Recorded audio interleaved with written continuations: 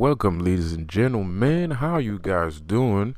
My name is Lucifer, and if you're wondering what is Lucifer doing on Earth, well, let me tell you, he's talking about everything that the Earth is made of, which is what? Business and spirituality. Yes, sirree. So you are listening to the Apocalyptic Optimath channel. If it's your first time joining my channel, you are very welcome, and welcome you are. Hope you're having a good day. Hope you're having a great day. Hope you had a good week. I hope you're gonna have a good weekend. Best wishes to all. Now, I would like to address one of my new subscribers, Waifu Afu Hunter at Afu Hunter or something. Okay, so the thing about manifestation, like I was talking about in my last video, when I say that we've been, well, I did say in my video that we've always been manifesting things. The thing, you missed the part where it's not about if somebody is manifesting you or you're manifesting it. That's not what I was talking about, because I do say in my video that we've all been doing, some of us or most of us have been doing that for a very long time, but it's only today that we call it the secret. It's only today that we call it laws of attraction. It's only today that we have laws of manifestation. We put names to it, synchronicity and stuff like that. We didn't have those words. We didn't have those that mode, right? That mode back then, when we were talking about like 5-10 years ago. 5-10 years ago, we didn't talk like that. We didn't have that in our vocabulary as a whole, right? So, if you feel like you're being manifested, I don't know.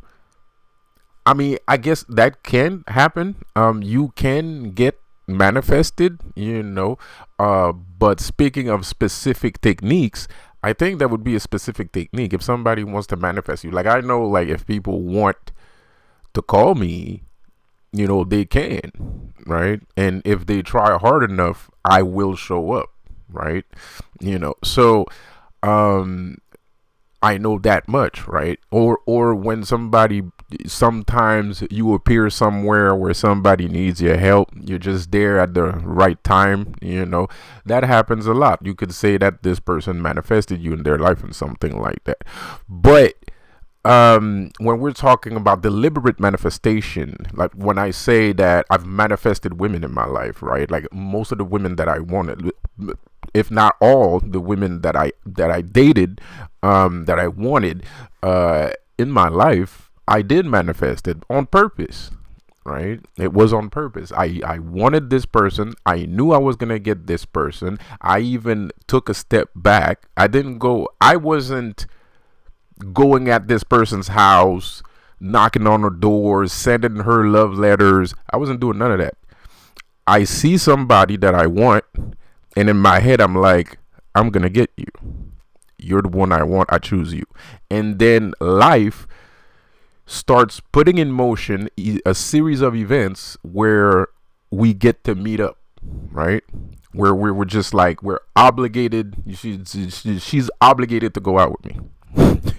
She doesn't have a choice, right? Like she's, like because there's no choice too. It's not like, oh, I hope she likes me. No.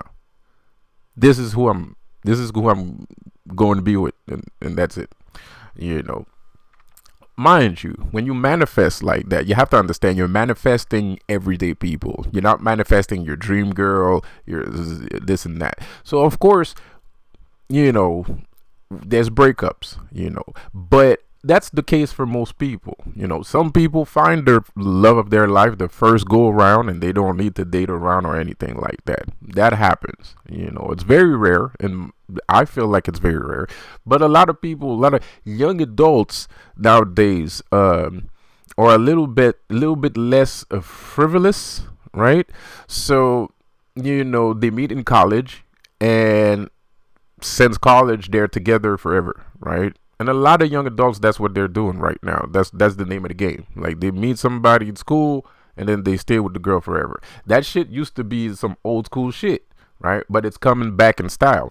It's coming back in style. A lot of young adults are, meeting up at school, and that's the person that they're gonna marry. So they end up 10 years later actually marrying. There's a lot of people, if you talk to them, and there's a lot of couples, if you talk to them, like they're like, we met up at school, and we got married, we got a job, we got married and stuff and whatever.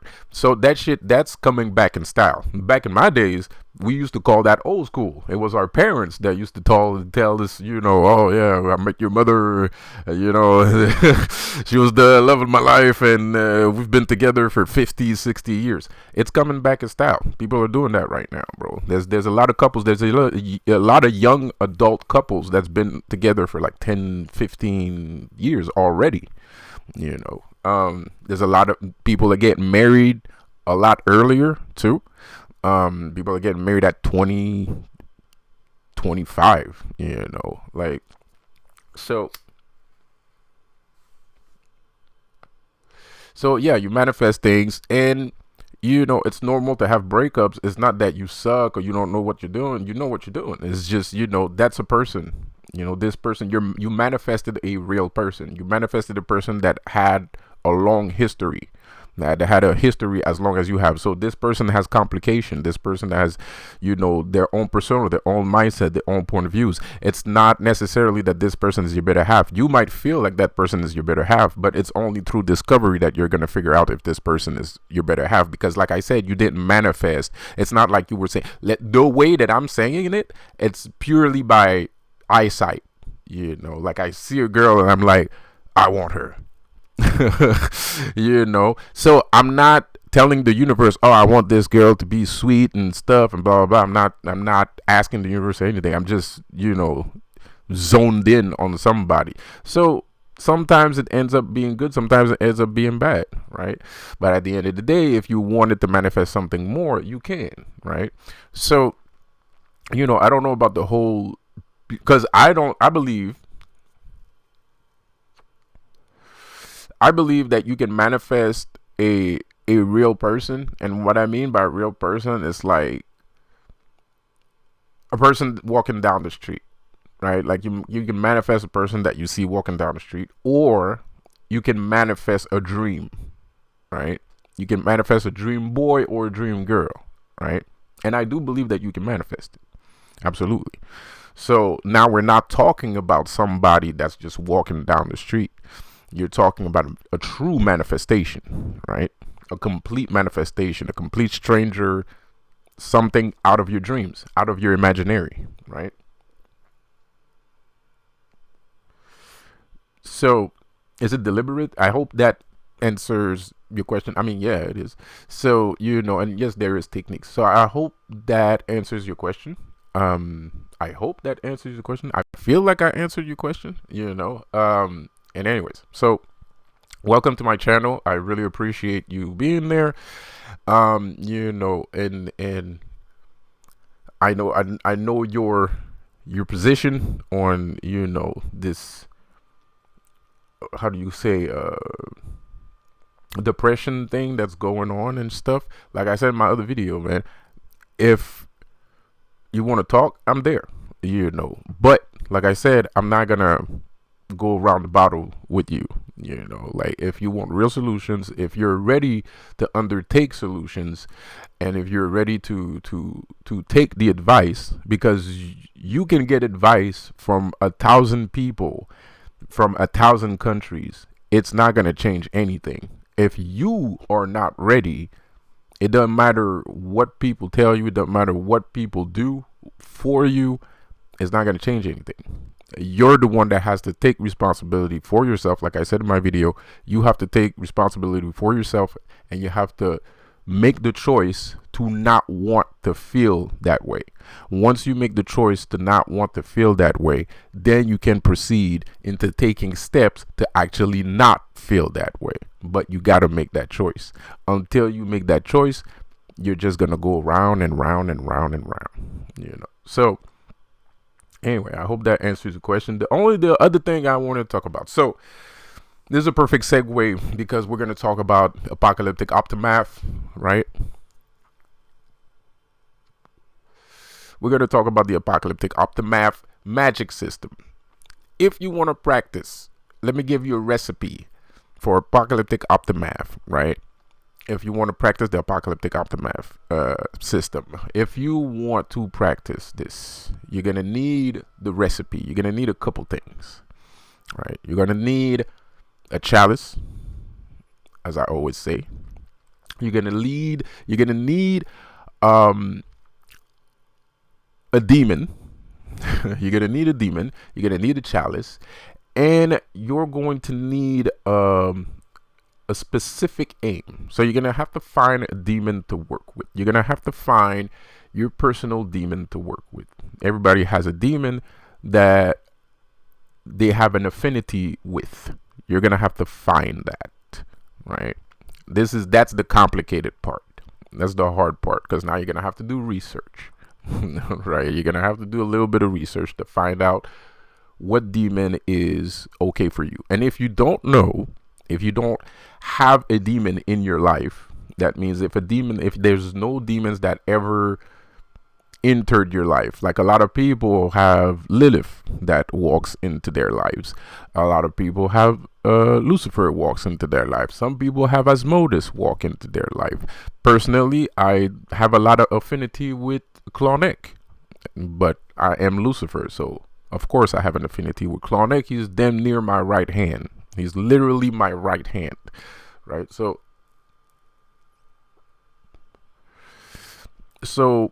you're going to need if you don't have an affinity with any demon, find a demon that fits the criteria of things that you would like to achieve, right? So you're going to need a chalice, right? You're going to need a chalice. You're going to need a scale. You're going to need a scale, right? You're going to need a scale. It's very important. You're going to need a scale. You're going to need a table. You're going to need a table. You're going to need a scale. You're going to need a chalice. I don't know. So the chalice represents you. The scale represents energy. And you're going to need one more thing, but that's a little bit difficult to get. Well, you can go on Amazon, or there's probably some website where you can find this, but you're going to need a skull, the head of a skull, right? Doesn't have to be a real skull. Just, you're going to need a skull, right? Because that represents rebirth. Okay. The skull represents rebirth. So you're going to need a chalice. Okay. That's you. That's your power. And you're going to concentrate on your own personal values, right? You're going to concentrate on your own personal values, because at some time and point, if you practice apocalyptic aftermath magic, right? Like, so if you're working with a demon, because the demon will work with you and will work with your chalice and your balance, right? And at the end of the day, all those three items are representative, or kind of like the soul of the demon that you're trying to get to work with, right? So you have to understand demons do represent balance. Demons do represent balance, and they do represent power, right? You can get a little dragon too. You can get a little toy dragon stuff or something, I don't know, or a real dragon statue, preferably black or red, right? Preferably black or red, preferably red, actually, because that's Lucifer. And that dragon will represent Lucifer because he's the overseer. He's the one that oversees. So now you got the thing that oversees your work, right? You have yourself, right? And then you have the opening and closing of doors. That's the scale, right? So your power is the chalice. You is the chalice. The energy is the scale. The skull is rebirth, which is important because once something dies, another thing arises, and that's very important. And these items are going to configure themselves within your spirit, right? So you might not be aware of your personal holy grail. You might not be aware that you have the holy grail. You know the well, let's call it the unholy grail, because I'm probably making Lucifer scratch his fucking ears out by saying the word holy. So but that's what it is at the end of the day. That's what it is at the end of the day. So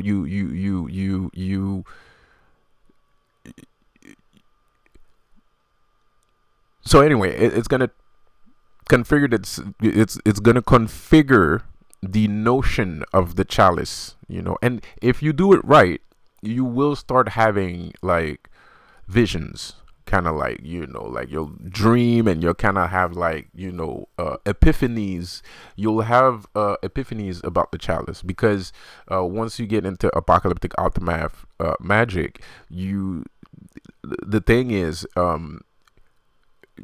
you're getting initiated into apotheosis, right? Because that's what apocalyptic aftermath magic is. It's apotheosis, right? It's another way. That's what apocalyptic aftermath means, right? It means apotheosis. It's another way of saying apotheosis, right? So this magical system is a magical system that you use if you want to enter godhood, if you want to achieve godhood, right? So this is my personal magic system that I invented. Most of the things that I do stem from the apocalyptic aftermath magic system, because at the end of the day, I'm a demonologist and not necessarily a Luciferian. Even though I consider myself Luciferian, I don't necessarily practice Luciferian magic. I practice apocalyptic aftermath magic, which is a mix of demonology and dare I say laws of attraction, right? It's a mix of both, right? So I mashed up. There's voodoo too in there, I must admit. There's a slight cinch of voodoo in there, right? So the reason why you need a demon is because the demon is going to overlook, like I said, the demon is going to overlook your work. He's going to make everything make sense, right? He's going to guide you towards what you need. It might happen fast. It might take a little bit of time. It depends on the person. It depends on your own personal beliefs. It depends on how much you believe in what you're doing. But apocalyptic magic is pretty fast. It's not that slow. It's not super duper. It's not like instant. It's not like instant gratification, but it's pretty good. It's pretty fast. The shit gets done. Things happen, and they happen fast. So that's one thing. If you want to get into this apocalyptic aftermath thing, if you want to get into apotheosis, I would suggest to use the apocalyptic aftermath system, right? Where you use the scale, which is very important. It's balance of power. It's transference too. It's transference. It's access and closure too. So and it's balance, right? It's a scale, right? So it's very important. It's very, very powerful. The scale is very powerful, and and then, like I said, you have the chalice. The chalice represents your soul, which is very important. So you're gonna have to be very careful with your chalice. You're gonna have to be very respectful of the chalice, right? You're gonna have to be even, dare I say, devoted to your chalice. This is my chalice right here. It actually is. But that was a mistake. I didn't do it on purpose. This became my chalice, unfortunately, was by mistake. Yeah. Your energy from things can transfer to other things, right? Especially if you're playing with demons, demons will use the things that you have around you in order to either create an artifact, depending on if the artifact is needed. Especially when you're working with demons, believe it or not, they're very ordered, right? They're very ordered, right? They're very clean. Demons are very clean and very ordered, right? So when you practice magic with a demon, they need certain artifacts to work with, right? And if you have those certain artifacts, it will make working with them easier, right? So I'm missing, you're gonna need candles, obviously, and a dim light space, right? Or a dark space, right? You're gonna need candles, and when you and then you're gonna need a piece of paper, obviously. You're gonna need a piece of paper and a pen, and you're going to write the things that you want. You're gonna put that piece of paper on the table, as you usually do in most magic systems. Obviously, you put it on the table, and then you proceed to do your ritual, and then you ask. After you've done, you're gonna start off with a prayer to your chosen demon. Don't say just any random prayer. Choose a prayer that either belongs to that specific demon, or write. Yes, I said it. Or write, and this is something that most magicians are going to have to get used to doing, right? Some magicians do it, but believe it or not every magician does this, because a lot of magicians do have a very high amount of respect for spirits. So because of that high amount of respect, they're not going to write their own prayer in fear of disrespecting, in fear that might be disrespectful, right? But at the end of the day, when you're a magician, when you're a creation god, right, you can write prayers. You can start writing prayers. Maybe not at first, because you're not there yet, right? And you don't know how to write a prayer. Like, I write prayers based off of other prayers. Like, I'm gonna look at a prayer, I'm gonna look at how it's written, and then I'm gonna take that prayer and put my words in it instead of the words of the prayer, right? So I make my own prayers. I use other prayers as a template to make my prayers, right? So and at some point, when you achieve a certain amount of energy, when you achieve a certain amount of presence, of presence or whatever, if I even said that right, I think I did, whatever. So when you achieve a certain level, a certain stature, you can start writing your own prayers, right? So either write your own prayer, right, or find a prayer that's according to the demon that you're trying to invoke, right? And then when you're done doing that prayer, ask for the things that's written on the piece of paper, right? You got your candles, put your piece of paper between two candles. You can choose any color.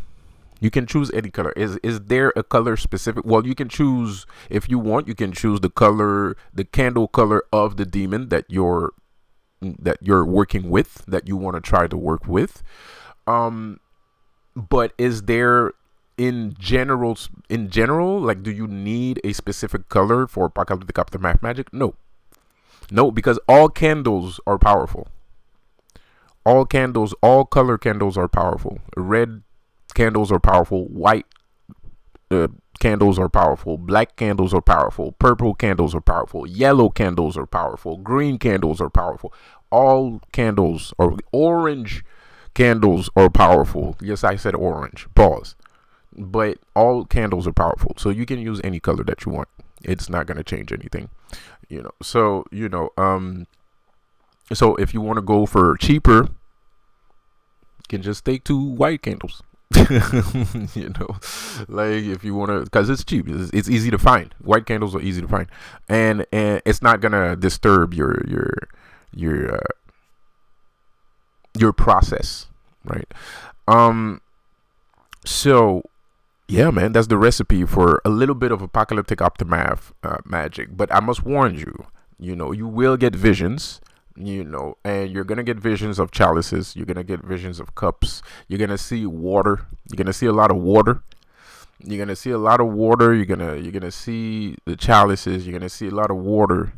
Um, you're gonna start feeling. You're gonna start feeling a certain way. You're gonna start noticing aspects of yourself, right? You're gonna start seeing different aspects of yourself, different versions of yourself, right? But you're gonna also understand that all those versions of yourself that you're perceiving actually exist within you at that moment. This is basically this wheel of fortune that is you. This wheel of fortune that is you is a representative. All those echelons, all those etches on the wheel is an aspect of you, and all those aspects makes what you are right now, right? It's not like it's a aspect, it's a higher God aspect, or it's your ancestors. No, those things that you're seeing is you right now, right? Like, that's why you are the way you are, right?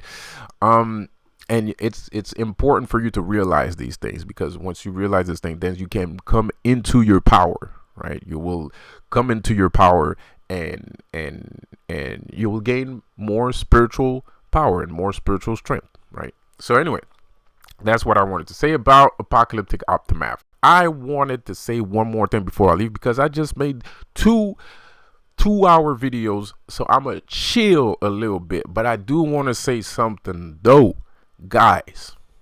There is someone in the media that I think we're not talking about enough. I mean, he's pretty popular, but we're not talking about him enough, because he's a badass. He's a cool guy. I like him. Maybe I shouldn't like him, but I like him. I don't think he would like me, because I'm a devil worshiper. but I like him. I think he's cool. Shawn fucking Strickland. Shawn fucking Strickland. We're not giving enough attention to this dude, man. We're not giving enough attention to this dude. He went balls to the wall on some of the activity that the gay sex club be doing. These illegitimate activities that the gay sex club be doing, man. Like, and we're not giving him enough credit for that shit, bro. He went balls to the wall, went to court, the whole 9 yards. The whole 9 yards. So dude is a badass. The thing is about Shawn Strickland, like, even me, I should have talked about him a little bit more on this channel. But the thing is, at the end of the day, I'm a Luciferian, man.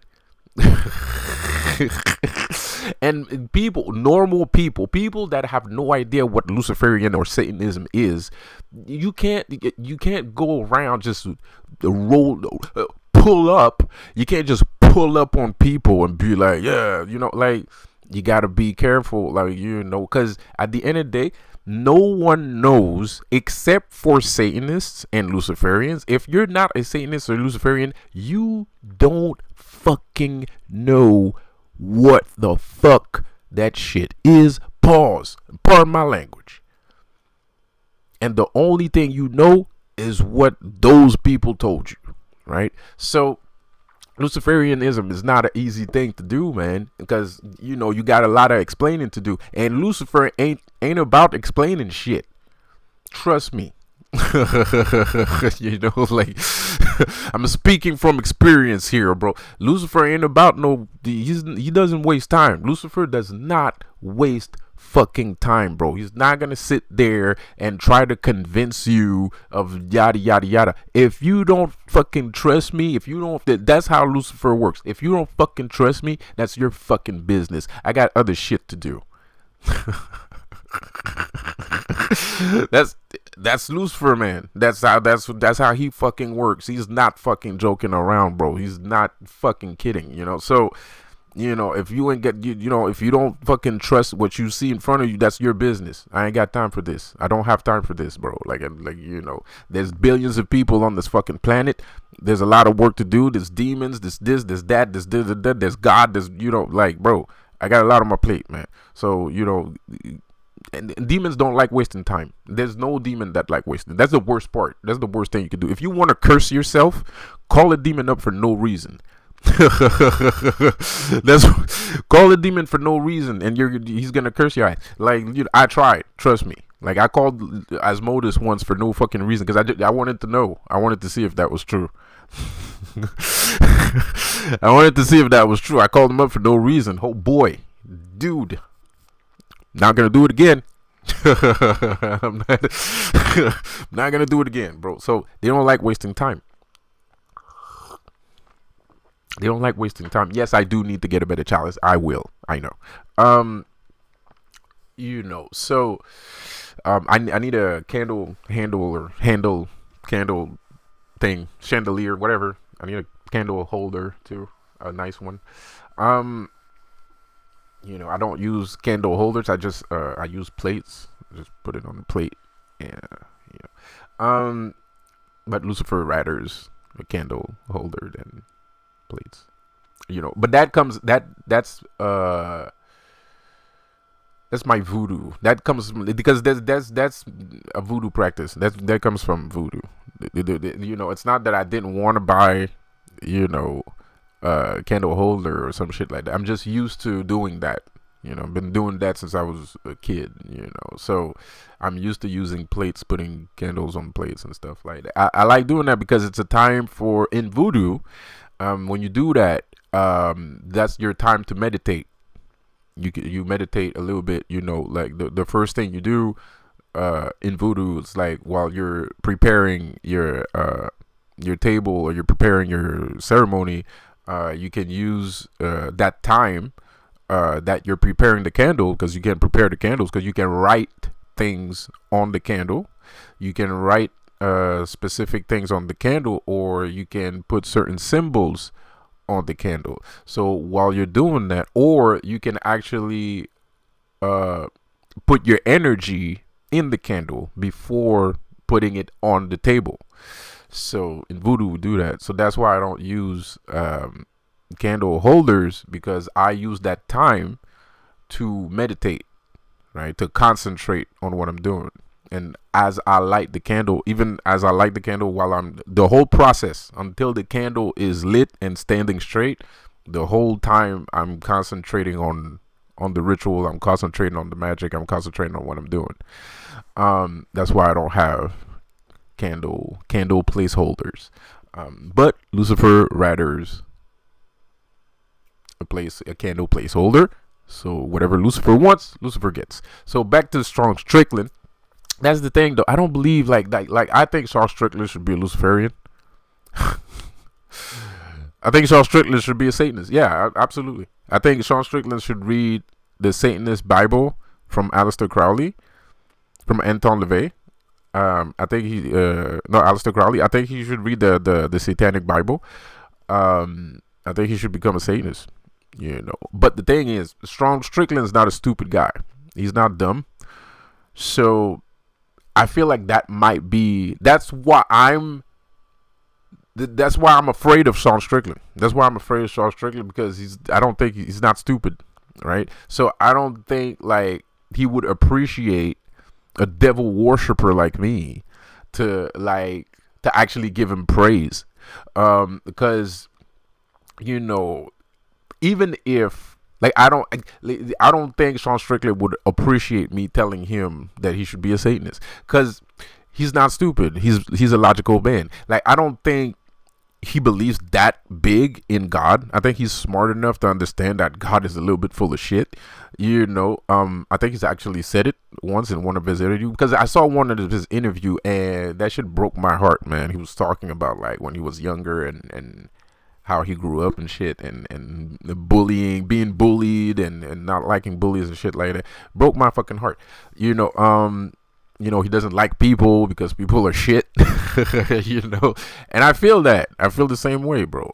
But at the same time, even though he sees a lot of wrong in the world, it doesn't stop him from being a good person.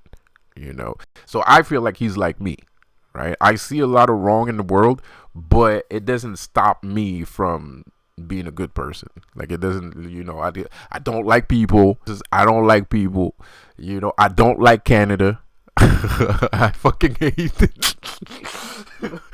I fucking hate it here, dude. Like, bro. So, you know, but that doesn't mean I have to act like a dick every day with everybody I meet, bro. I still, you know, I still consider people to be people. I still consider humans to be humans at the end of the day, and I'm human too. So I know your rudimentary, your rudimentary suffering.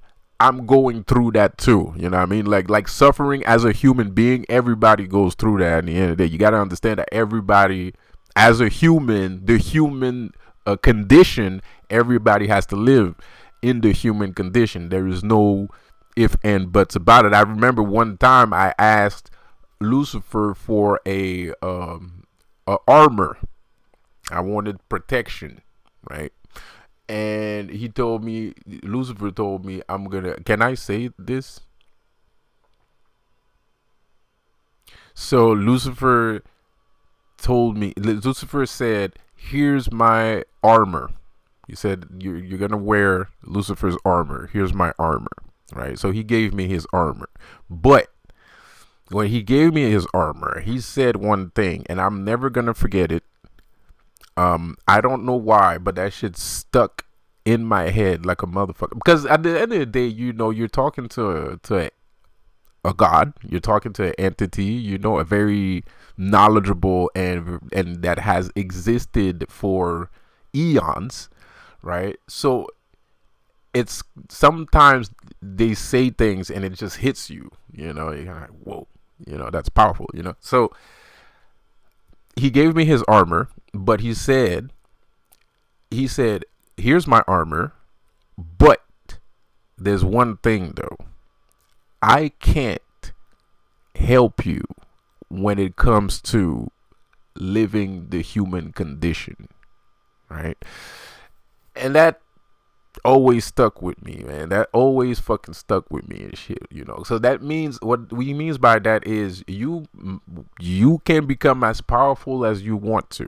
You can be you could be Bruce Lee, right? You could be stronger than Bruce Lee if you want. You could be a pro veteran athlete. You could be an Olympian. You can be rich and powerful and respected and stuff like that. But at the end of the day, regardless, and I understood it well, you know, because he just gave me his armor and he just said that. So everything just clicked when, you know, I understood immediately when I said it. So that means regardless of what you do in life, it doesn't matter how much power you have. It doesn't matter how much effort you put in. You're still gonna have to deal with the human condition. And the human condition are emotions. There are feelings. There are traumas, right? So it's like you can be powerful as shit, but that's not gonna stop somebody from being racist, right? Now, you can be a powerful black man, but it's not going to stop a white guy not to like you. You know what I mean, he doesn't give a shit you're powerful because he's racist. You know, like, that's the human condition. That's the human condition. And Lucifer can't do shit about that. He can't stop someone from being racist, you know, because that would infringe on that person's free will. You know, at the end of the day, everybody has free will. You can think what you want, you can say what you want, you can do what you want. So nobody can stop you from doing what you want to do, you know, at the end of the day. So you can't stop the human condition. As bad as the human condition is, you're going, and as much power as you might have, you're still going to have to deal with people regardless of what you do, right? So back to Shawn Strickland here. Back to Shawn Strickland. I fear that his intelligence, right?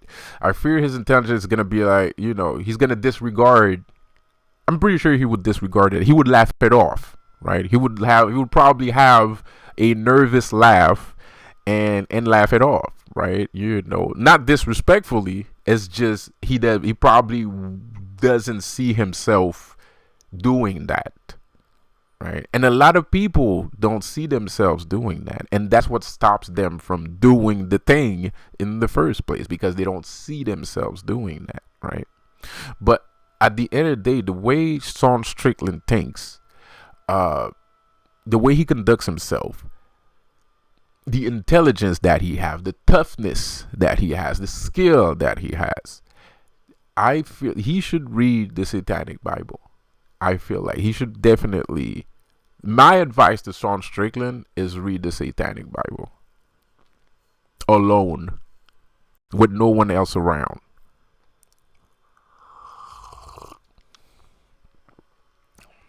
That's my advice.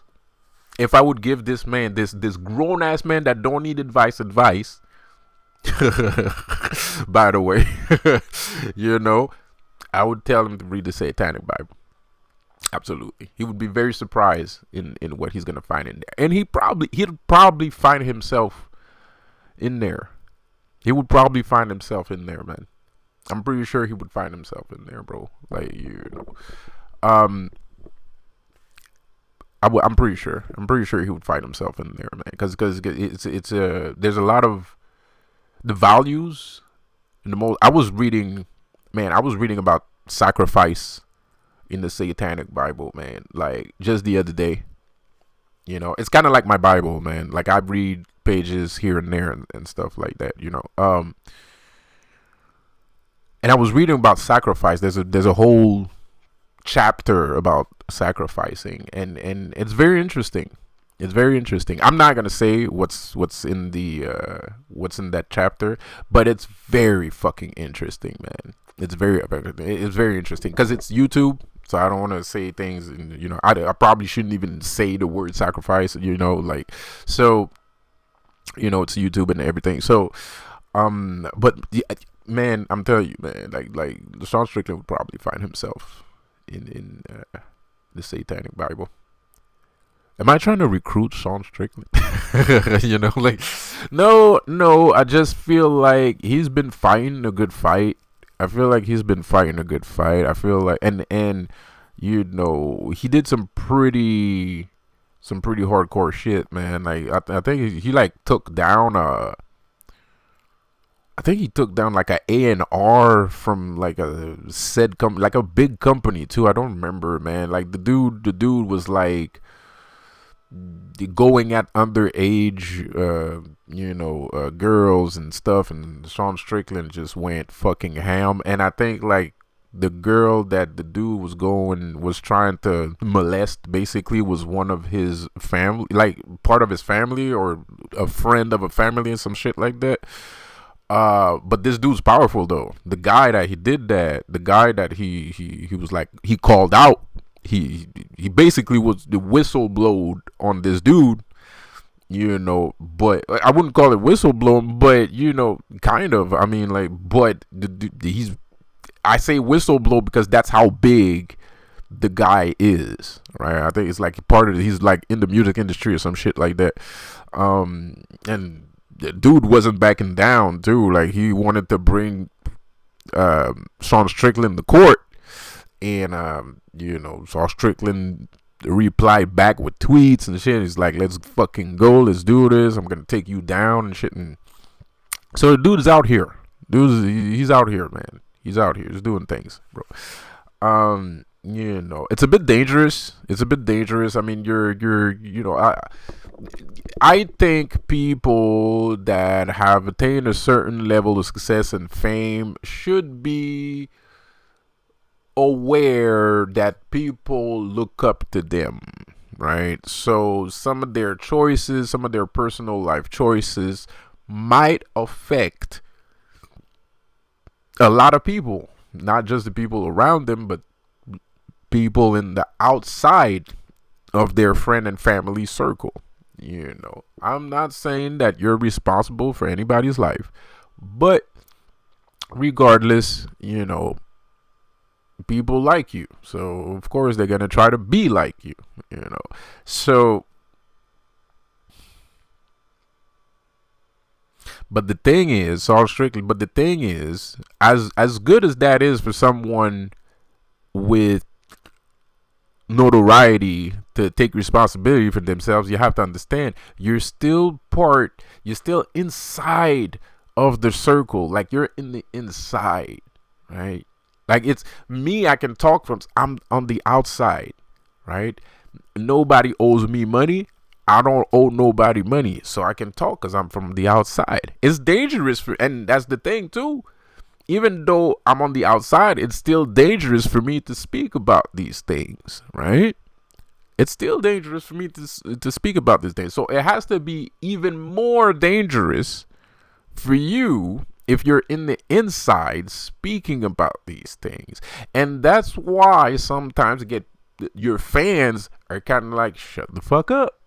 It's not that they don't like what you're saying. It's not like they don't agree with what you're saying. It's just what you're saying might get you killed. So sometimes we're like, shut up. Like, 'cause we don't want you to die. I'm not saying that's the right reaction for us to have. That might be there might be a little fear in there or whatever. Fuck, I don't know. I'm not saying we're right for saying that, but I'm also not saying we're wrong. Because at the end of the day, we're not trying to see your eyes die. We need people like you. The world needs more people like you. So having less people like you is not helpful. Because then we're going to be stuck here by ourselves, surrounded by all these bad people. You know what I mean? So like, you gotta forgive us, and at the same time, you gotta understand why we have those kind of reaction. And like I said, I don't want anything bad to happen to this guy. I don't believe that something bad's gonna happen to him, but there's always a risk that something bad could happen. Because you're inside of the circle, you're closer to them. Right, so as the closer you get to the alligator, the higher the probability that he's gonna bite you. You know what I mean? So yeah, man. He's a good guy. He's a great guy, man. There's a lot of good people out here, man. And there's a lot of people that are depressed, and there's the human fucking condition and stuff like that. But that's why we have magic. That's why we have spirit. That's why we have belief. It gives us hope. It gives us hope. It gives us strength. It gives us willpower. It gives us authority over our own lives and all that good stuff. So, without said,